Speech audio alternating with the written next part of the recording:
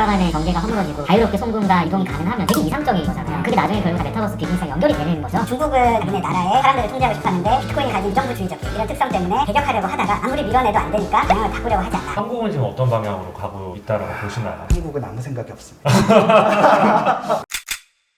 또 하나 질문이 결국은 나중에 이제 금을 쪽이든 뭘 쪽이든 간에 디지털 화폐가 필요하잖아요. 그 중심의 역할에서 비트코인이 그 중심축이 될 확률이 되게 높다라고 전 이해가 되고 있거든요. 그러면 비트코인이 가치 저장 수단인 거는 지금 거의 확실하고 시간이 지날수록 어떤 디지털 화폐의 기능을 할 것임에도 그런 좀 생각이 들고 근데 이제 변동성이 이제 크게 문제가 되잖아요. 그 네. 부분에서 비판을 많이 받고 있고 변동성 부분은 어떻게 보세요? 당분간은 계속 변동성이 클 것이다 라고 생각을 하지만 예전처럼 마이너스 50%, 마이너스 80% 이런 식의 변동성은 나타나지 않을 것이라고 다들 예측을 하고 있어요. 왜냐면 이미 너무 시가총액이 커져가지고 이거를 누가 뭐 던진다고 갑자기 폭락하고 이렇게 나타나기 어렵거든요. 아예 비트코인 네트워크 자체에 어떤 오류가 생겨가지고 결함이 생겨서 그걸 공격당하는 정도가 아니라면 최악의 경우에 30% 정도 그런 정도의 흐름이 될 거라고 생각하고 그 변동성이 크다는 비판은 아까 제가 잠깐 얘기한 것처럼 마치 사람들이 이것을 뭐 1,000원짜리처럼 생각하기 때문에 오해하는 거라고 저는 생각합니다. 커피값이 1비트코인인데 다시 생각해도 어이가 없겠죠. 7,000원에 맞는 수의 비트코인으로 거래를 한다고 생각하면 아무런 문제가 없는 거거든요. 여기서 또 하나 생각해봐야 될 게 변동성이라고 하는 거 우리 기준은 계속 달러와 원화를 기준으로 맞아요. 보고 있잖아요. 맞아요. 근데 만약에 기준을 비트코인으로 놓고 보면 맞아요. 달러 가치가 계속 떨어지고 있고 맞아요. 원화 가치가 떨어지는 거예요. 근데 우리가 몇 달 전에 앉아서 똑같은 얘기를 했던 게 부동산 가격이 미친 듯이 올랐어요. 연끌을 해야 될까를 보면은 원화 기준에서는 아파트 값이 미친 듯이 올랐지만 아파트란 기준을 봤을 때는 그냥 원화 가치가 계속 떨어지고 달러 그렇죠. 가치가 떨어지는 거라서 이거를 기준점을 어디로 놓고 보내는데 이제 안타깝게도 원화와 달러의 공통점은 계속 찍어낼 수 있고 그렇기 때문에 계속 가치가 하락할 거고 몇 년 뒤를 봤을 땐 지금보다 집값이 싸질 가능성이 되게 희박해지는 거잖아요. 비트코인도 그 개를 따라서 같이 가고 있을 뿐이고 차이가 있다면 무장정 찍어낼 수도 없게 어퍼 리밋이 걸려있다 보니까 그 입장에서는 계속 올라갈 수밖에 없다. 여기서 비트코인이 2,100만 개밖에 없잖아요. 4년마다 한 번씩 반감기가 오고 지금은 한 1,900만 개 좀 안 되게 발행이 됐죠. 앞으로 200만 개만 더 발행하면 끝이잖아요. 이건 이제. 그러면 이게 만약에 디지털 화폐로서 이제 막 몇 년 후에 기능을 하게 되면 비트코인 가격 계속 올라가겠네요. 그러면 다른 자산에 달러에 비해서 달러에 비해서 원화에 비해서 올라갈 수밖에 없는 거잖아요. 이론상으로는 그렇다고 하고 있습니다. 이 블록체인이라는 패러다임 안에서는 넘어설 수 있는 게 없다라고 하면 지금 6천만 원, 7천만 원 되게 싸다라고 생각할 수도 있겠네요. 계속 올라갈 테니까. 그러니까 가격의 개념은 아까 정확히 설명하신 것처럼 그냥 아파트를 생각하시면 될 것 같아요. 아파트 값이 올라갔다가 떨어지기도 하죠. 사람들은 그걸 원화 기준으로 생각하니까 그런데 지금 원화를 이런 식으로 나라에서 달러를 많이 생성해 주시면 한정된 자산인 아파트라는 자산이 점점 더 이제 올라가는 그거는 당연한 현상이고 그거랑 거의 똑같은 궤로 볼 수 있을 것 같습니다. 비트코인이 인터넷 기반의 자산인 만큼 그거를 스프레드하는 방식도 특이해요. 비트코이너라고 부르는 사람들 그 사람들은 이 비트코인이 이론적으로 이렇고 진짜 훌륭하고 이렇게 설명을 한 사람들도 있지만 유튜브 가보시면은 비트코인 밈이 진짜 많아요. 로켓을 쏘고 이렇게 올라가는 그런 거라든지 또 제네디 앨런이 막 얘기하고 있는 뒤에서 막 비트코인을 이렇게 막 들고 하라고 이렇게 이런 거라든지 진짜 웃기는 밈이 많거든요. 왜 그럴까? 라고 생각을 해보면 비트코인의 네트워크 효과는 결국 바이럴에서 나타나는 것이 그러니까 사람들이 많이 알린 데서 나타나는 것이고 비트코인이 뭔지 알기만 하면 어차피 산다라고 생각을 하는데 그거를 이거 저렇고 저렇고 이렇게 얘기하면 안 들어요. 그거를 되게 웃기게 만들어가지고 막 돈을 찍어내고 있는 모습을 보여주면서 이런 식으로 이제 계속 하는데 그게 광범위하게 퍼져있고 진짜 재밌습니다. 그런 방식으로 바이럴을 하고 완전히 헤게모니를 가지는 방식도 일반적인 화폐들하고 다른 방식으로 진행이 되고 있다. 일반적인 화폐들을 그냥 한국은행에서 오늘 내가 100주를 찍을 거야 이런 100주가 생기는 거잖아요. 처음 비트코인 비판하던 분들이 국가가 인정을 해주지 않는데 그게 어떻게 화폐가 될 수 있냐 라는 질문도 사실은 그런 오해에서 오는 거예요. 여기서 질문 하나. 제가 형만큼 크립토 자산에 대해서 이해력이 높지가 않아서 그런 의구심 좀 드는데 미국에서도 2017년, 18년에는 규제를 좀 세게 했었고 우리나라에서도 가상화폐 투자자들의 문제점인지 뭔지 모르겠지만 규제를 하려고 하는 제스처를 보이고 있고 근데 미국에 있는 주요 비트코인을 지지하는 페이팔 마피아를 비롯해서 그 사람들은 또 이제 엄청나게 많은 돈을 또 비트코인을 넣고 있고 비관론자들은 결국은 거품이 꺼질 거다라고 하고 있고 중앙정부에서 이거를 굉장히 강력하게 태클 또는 뭐 진입 금지를 걸 수 있다라고 보시는지 진입 금지를 걸 수 없을 거다라고 대답을 할 것 같은데 형이 이미 늦었다 느낌 지났다 대답을 하실 것 같은데 그럼 지금 중앙정부에서 보이고 있는 제스처들은 과연 뭔지 화폐 발행권의 헤게모니를 쥐고 있는 중앙정부와 이 비트코인 간의 관계를 어떻게 설정하고 어떻게 보시는지 그거를 좀 설명을 해주시면 좋을 것 같아요. 공식적인 건 아니지만 우리나라 같은 경우 외환 규제가 있잖아요. 김프도 사실 외환 규제 때문에 생기는 건데 김프가 늘어날수록 우리나라의 외환 보유고가 줄어들 것을 알고 있기 때문에 막으려고 했고 사실 그냥 없애버렸으면 좋겠다고 생각했던 것 같아요. 거래소를 막 폐쇄한다고 했잖아요. 맞아요. 그러고 싶었는데 그러기에는 사람들이 견고하고 그리고 너무 많은 돈이 담기고 자기들이 머니 프린팅을 하면서 사람들이 이제 조금씩 깨닫고 이러다 보니까 이 어느 정도 규모의 시가총액을 가지게 돼버리면 얘를 없앰으로써 생기는 경제적인 효과도 무시할 수 없거든요. 부정적인 효과들. 그런 것들을 고민하면서 이제 왔던 것 같고 미국 정부가 이걸 완전히 근본적으로 막으려고 했던 적은 없는 것 같은 느낌이 들어요. 부정적으로 말을 해도 그 안에는 규제에 관한 얘기만 있을 뿐이지 폐쇄에 관한 얘기가 들어간 적은 없었던 것 같거든요. 근데 이제 중국은 폐쇄를 해버렸고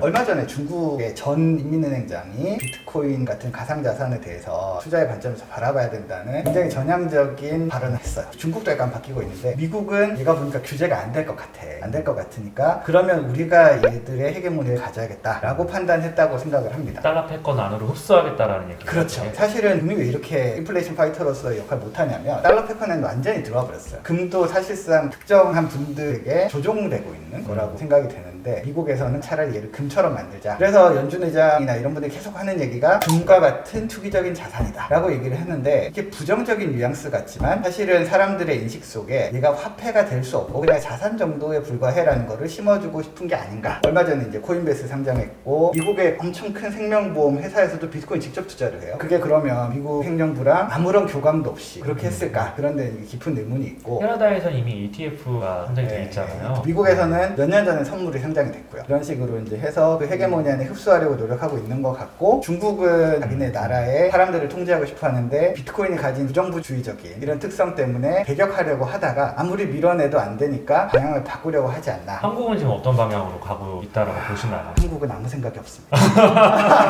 저는 그 면하고 사실 중국 정부가 예전에 기존까지 해왔었던 스타일대로 막을 수 없는 하나의 포인트가 있기 때문에 중국이랑 미국 관계에 있어서 글로벌리 기축통화를 갖고 있는 국가를 이길 수 있는 방법이 아예 없잖아요. 그거의 돌파구는 크립토밖에 없기 때문에 그리고 미국과의 경제전쟁에서 이길 수 있는 정말 유일한 그래서 그런 쪽으로 보고 있는 것 같고 그렇게 들어올 경우에 이제 미국은 더 이상 뒤로 스텝백 할 수 없는 상황이고 해서 둘이 이제 그렇게 붙은 느낌도 있는 거 아닌가요? 참고로 이 투자회사들의 변명은 뭐냐면 얘들이 다른 자산이랑 상관성이 좀 낮더라. 그래서 해치가 잘 된다라는 건 사실 변명이고 본격적으로 편입하고 싶은데 그 전에 했던 스탠스랑 너무 달라지니까 그런 식으로 좀 변명을 하는 것 같아요. 그리고 제가 생각하기에는 중국은 스텝백을 했다가 돌아오는 게 맞고 미국은 스텝백을 한 적이 없고 중국이 CBDC 발행을 하는 것도 참 CBDC라는 거는 위안화를 디지털 화폐로 바꾸는 걸 얘기하는데 CBDC를 만드는 것도 사실은 그냥 자기네 나라를 통제하기 위한 거지 크립토 세계에 들어가기 위한 거로 저는 생각하지 않아요. 가상자산 세계에서는 자유가 중요한데 그거를 수용하기가 어려웠다가 이제는 더 밀릴 데가 없으니까 돌아서려고 하는 게 아닌가. 우리는 지금 가상화폐로 가지고 얘기를 하고 있지만 사실은 블록체인이 핵심이고 그 블록체인을 사람들한테 어필하기 위해 가장 좋은 수단이 돈이기 때문에 우리가 가상화폐를 갖고 얘기한다고 하는데 지금 NFT도 사실은 비슷해요. 왜냐면 이게 디지털 증서가 돼버리면은 이거를 갖고 미술품에서 거래를 한다 그러면 1차적으로 화랑이 다 들고 일어날 문제가 되고요. NFT 기반으로 부동산 거래를 할 수 있다 그러면 지금의 부동산 업계들이 들고 일어나야 돼요. 사실은 블록체인이라고 하는 게 기존에 있었던 기득권, 제도권과의 끊임없는 헤지머니 싸움이 되다 보니까 돈이 되었던 NFT가 되었던 다 싸울 수밖에 없고 지금 돈으로 가장 첨예하게 대립을 하고 있어서 앞으로 이 대립은 계속될 수밖에 없다. 이거에 대한 중앙 금융기관들의 스탠스도 바뀐 것 같아요. 처음에는 찍어 누르려고 했고 지금 우리나라의 금융위가 찍어 누르려고 하는데 미국과 중국은 오히려 찍어 누르는 것보다 활용해서 우리 안으로 편입시키자라고 해서 약간 페이즈 2로 넘어간 느낌이고 한국에 가까운 미래로 본다 그러면 이렇게 찍어 누름에도 불구하고 거래소들이 계속 폐쇄 안 되고 거래가 활성화되면 그 다음에는 미국과 중국 같은 입장으로 바뀔 것 같아요. 여기서 이제 되게 중요한 말씀하셔서 잠깐만 말씀드리면 피어 투 피어가 오는 세상이 되면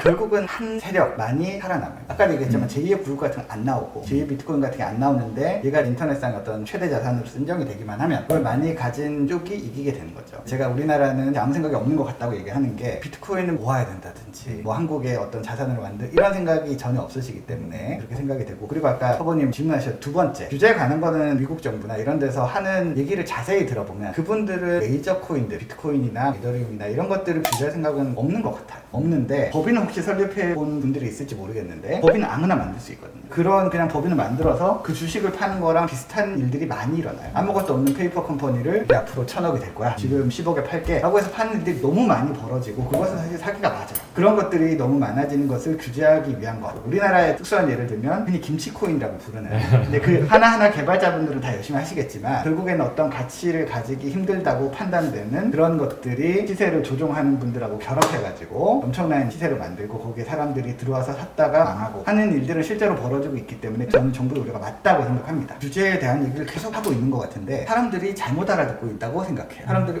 이제 비트코인 규제하나 이렇게 생각하는 거예요. 비트코인은 규제할 생각이 없어요. 언론에서도 그런 식으로 많이 뿌리는 것 같아요. 근데 되게 간사하다는 생각이 드는 게 기자들이 정말 공부를 안 하는구나라는 생각을 되게 많이 했어요. 이번에 비트코인이 8천만 원까지 갔다가 조정을 받는 과정에서 아무런 공부도 하지 않고 정부의 규제 때문에 폭락한 것처럼 네. 기사를 뭐 거의 찍어내듯이 쓰더라고요. 위원장님은 아무런 파워가 없는데 그 말 한마디 했다고 폭락하는 것처럼 네. 올해 9월이 되면 거래소가 다 폐쇄가 될 수도 있다. 말도 안 되는 얘기를 하시더라고요. 언론의 태도는 공부를 안 하신 것 같기도 하고 특정한 의도를 가지고 있으신 것 같기도 하고 여기서 하나 재밌는 게 금융위원장님 발언을 NFT로 만들었대요. 맞아요. 이거를 기념하자 그래갖고 다른 내용을 기사를 NFT로 해가지고 네. 지금 1 이더리움에 팔렸습니다. 아, 나중에 너무 NFT가 활성화되고 우리가 블록체인을 다 믿는 세상이 되면 이때는 이런 것도 있었어라고 하면서 진짜 그 가치를 그게 뭐냐면 블록 미디어라는 곳에서 그림을 그려요. 은성수 위원장님이 그림을 그려. 그거를 시장에 내놓는 이런 개념으로 이해하시면 돼요. 지금 시총이 금이고 1위가 금이죠. 원더엑스님 살짝 말씀하셨었던 디지타이제이션이 되면 메타버스로 넘어가거나 뭐 이렇게 되면 금은 뭐 예뻐서 플러스 저장 수단 플러스 오래된 역사 뭐 이렇게 됐는데 비트코인 시총이 더 올라갈 수도 있다라고 보시는 건가요? 비트코인을 아는 사람들 입장에서는 비트코인만큼 가치를 잘 저장할 수 있는 수단이 없다고 단언하고 있고 그분들은 객관적으로 생각해도 기존의 것들보다 우월하거나 최소한 비슷하다라고 생각을 하면 나머지는 네트워크의 문제거든요.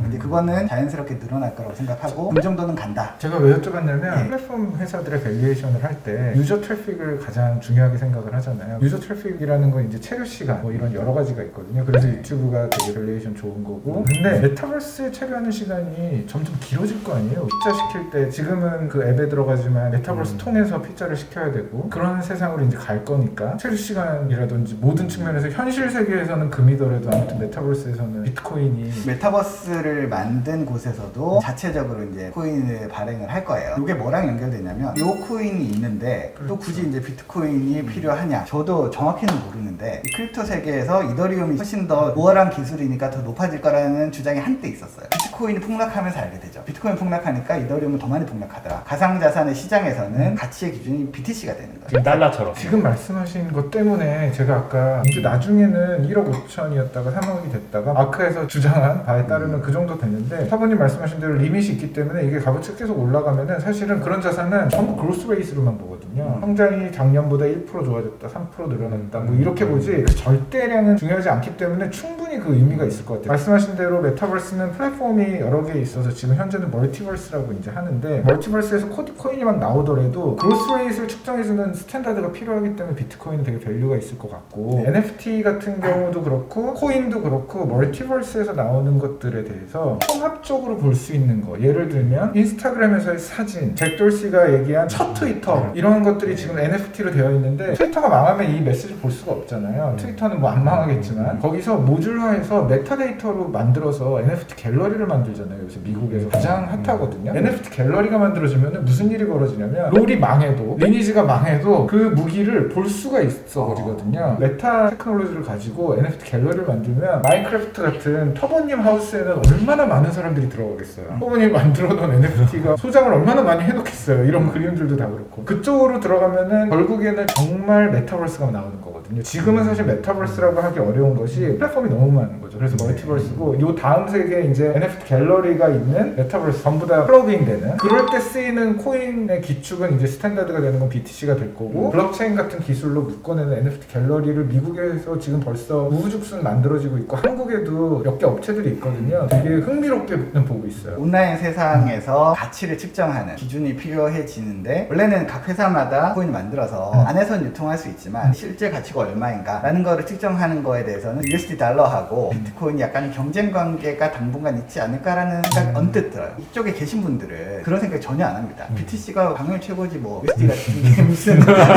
BTC는 아무도 건드릴 수 없는 바닷물과 같은 그런 존재이기 때문에 파괴할 수도 없고 중단될 수도 없는. 근데 이제 과연 정부들이 그렇게 해줄지 그건 잘 모르겠어서 USD가 만약에 디지털 달러가 되고 가치 저장에 뭔가를 만들 수 있다면 그래도 어느 정도는 경쟁 관계가 되지 않을까라는 생각이 들고요. 여러 개의 온라인에서 사용되는 것들이 그것의 근본이 어디로 흘러가느냐라는 점에 있어서는 BTC가 현재까지는 가장 우월하다. 방금 말씀하신 것처럼 멀티버스, 메타버스 세계에서 중심이 있어야 되잖아요. 그게 BTC가 되게 되면 그걸 통해서 많은 거래들이 이루어지고 각각의 플랫폼 회사들이 발행한 코인들이 있을 거 아니에요. BTC를 중심으로 거래가 되고 이루어지면 어쨌든 이게 디지털 달러 역할을 하는 거잖아요. 경제라는 게 결국 디지털 경제로 더 많이 이전이 될 거고. 미국에서 가만히 있나요? 달러 패권을 뺏기게 되는 건데. 미국이 BTC를 차지하면 된다니까요. BTC 해계문. BTC 그래서 미국에서 미국이 저기서 질문을 하나만 더요. 미국이 미래를 봤을 때 여기를 뺏기면 안 된다라고 생각을 하고 있는 것 같아요. 지금 얘기를 들어보니까. 그럼 중국도 바보가 아니면 중국도 그걸로 가야 되는 거고. 그럼 만약에 이 패권 싸움에서 뒤처진 나라들, 쪽에 관심이 없는 나라들이 대부분이잖아요. 지금. 그러면 나라별 어떤 빈부격차나 이런 게 엄청 더 심해지겠네요. 훨씬 더. 지금 백신으로 보여주잖아요. 우리나라가 이렇게 발전한 게 조선소, 자동차, 반도체 이런 것들을 먼저 알아보고 선점했기 때문에 가능했다고 저는 생각하거든요. 네. 정부를 비판한 건 아니고 전반적으로 봤을 때 가상자산에 대한 것을 빨리 만약에 흡수했다면 지금보다 훨씬 더 이제 많은 헤게모니를 가지고 있지 않았을까라는 아쉬움이 좀 들고 이제 앞으로 어떻게 될지 모르죠. 아까 그 말씀드리려고 했던 것이 컨슈머를 되게 미국이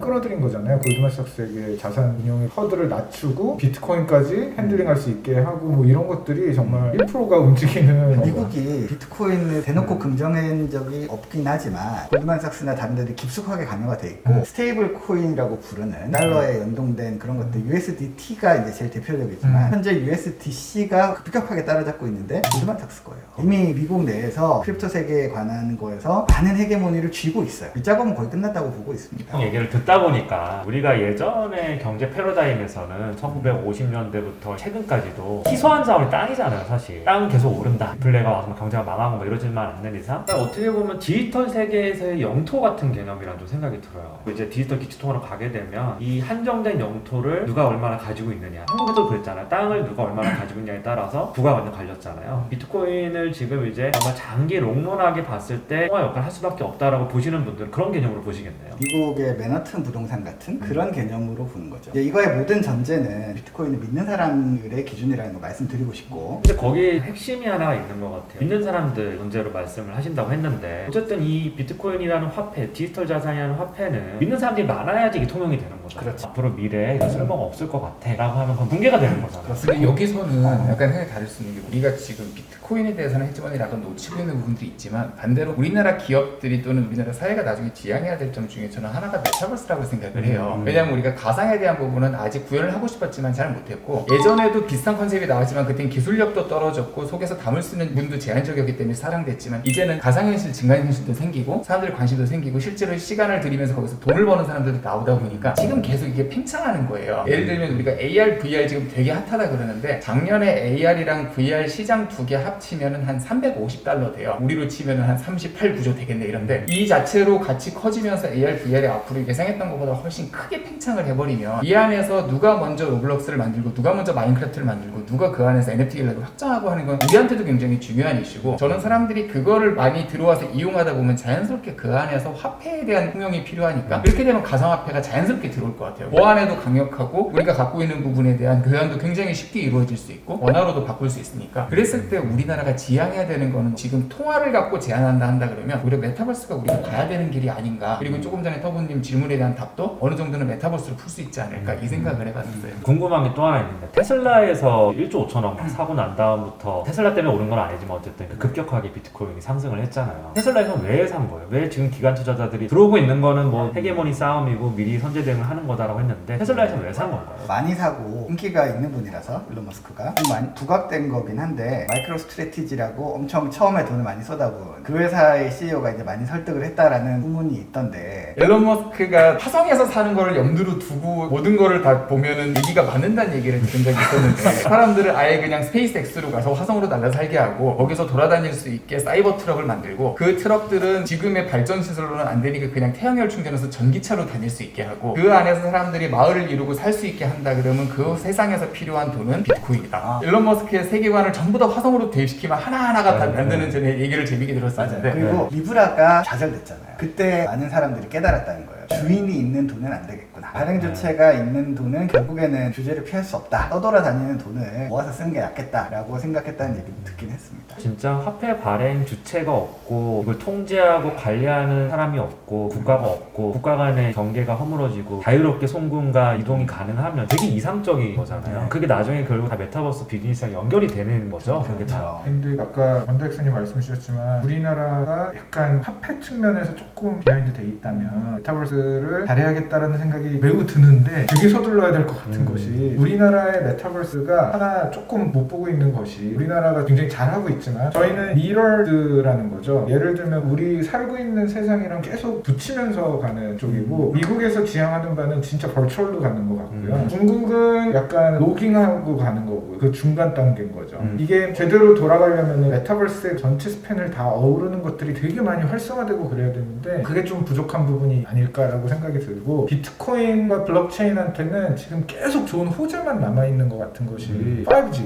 VR, AR을 정말 꽃피울 기술이고 지금 VR, AR의 17분의 1도 못 쓴 거거든요. 그리고 마인크래프트 보시면은 각져 있잖아요. 말도 안 되는 진짜 예전 갤러그 같은 수준인데 우리는 롤을 하고 있잖아요. 갤러그와 롤이 달라지듯이 또 하나는 파워블로거 때부터 정말 팬이었지만 사부님이 유튜브로 오시는 데 있어서 제일 큰 기술은 사실은 4G거든요. 4G가 아니었으면은 계속 활자와 사진을 보면서 팬심을 키우고 있었겠죠. 근데 VR, AR의 메타버스로 갈 수 있는 5G, 6G나 뭐 이런 기술들이 정말 엄청나게 파워풀하게 서포트를 하고 있는 것 같아요. 비트코인, 블록체인까지 다. 저는 우리나라가 잘해야 된다를 떠나서 좋은 기업의 엔티티들이 그런 고민들을 잘 하고 계시고 우리나라뿐만 아니고 전 세계에서 정말 올바른 사람들이 그런 쪽으로 많이 하고 계셔가지고 비트코인은 정말 앞으로도 좀 로지하지 않을까.